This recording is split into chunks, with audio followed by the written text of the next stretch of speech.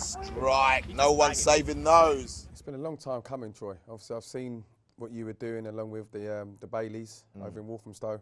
It was about time I set up something where we could give kids who were not in the system, not in academies, a chance to have better coaching, have some mentoring, understand the game off the field, and then get them the chance to showcase them. What does that mean, though? You're saying better coaching. Isn't the best coaching in academies? No.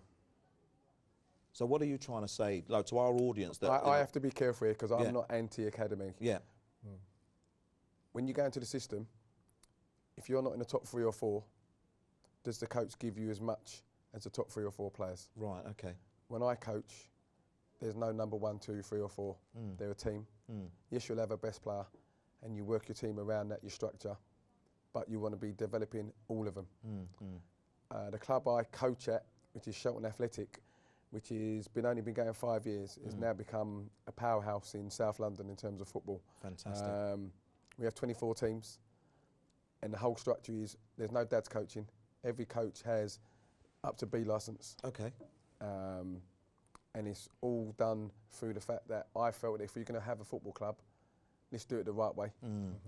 You can be a victim of your own success because we lose players. Yeah, of course. And everyone comes looking, and I have to be careful here because football changed my life. Yeah. So I wanted to change some of these other lads' lives.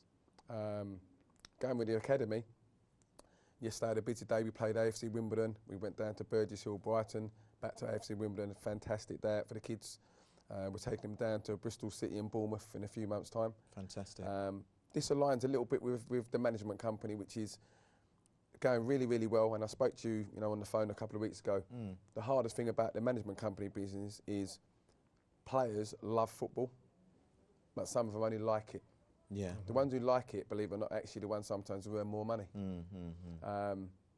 I've been involved even, one of our guests tonight is one of my players, Charlie Daniels, and luckily for me, I signed him and we moved him from Leyton Orient to Bournemouth. He's now signed a brand new deal. He's done fantastic, and his development was actually jumping and being brave, coming away from East London, going to leafy Bournemouth at the time, as it was a couple of years ago. Now it's gone bang. If he finished off the season as he started it, he could be a Premiership football player. Exactly, yeah. My dream was to play at the highest level possible. Myself and Marcus, nothing can take you away from that fact that you played in the Premiership football. Yeah, exactly. I say to my own son, he's academically outstanding, really destined to be a footballer. But I've made sure that we've tried to balance both because that's important. Obviously, your son's got to the level, Troy, and we spoke about this on the phone the other day, that he had an 18-month period where he was probably one of the top 3 or 4 players in England. Yeah. Now he's having the other side of it, which is, right, I've got to get back in the team. How am I going to get back into the team? And with the support from yourself and his people behind him, that's going to be key because I try and produce that that network. And I can only speak for myself. My agents at the time had no football background. Couldn't help me if I had a problem with the manager. Didn't know how to discuss things. I was a bit of a hothead. No, Bobby, no, I'm not having that. You was a hothead. In some ways, I had self-belief, and the one thing that happened to me was sometimes you go somewhere for money, but long term it's not the right thing. I try and say to the lads now, go at the right time because you want to play 50, 100 games. I use the example the other day to Troy, a young lad who one of our other directors looks after, a young lad who'd been at Exeter, playing 50, 60 games. We've moved into Swansea for over £1.5 million. Great. Now he finds himself not playing football now.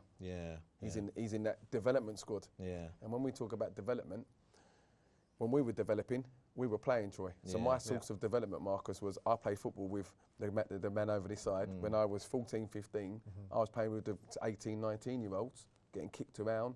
That doesn't happen these days. We know that. I don't think there's enough pathways through for these young lads, because when we were playing, you had the under-17s, under-18s team, 2 youth teams, then you had the reserve team. Now, you look at it now and you think, once you jump out of the youth team, there's a reserve team, there's 21 development exactly, groups. And the 21s, as you all know, how many of them get taken up to the level? Strike. No one's saving those.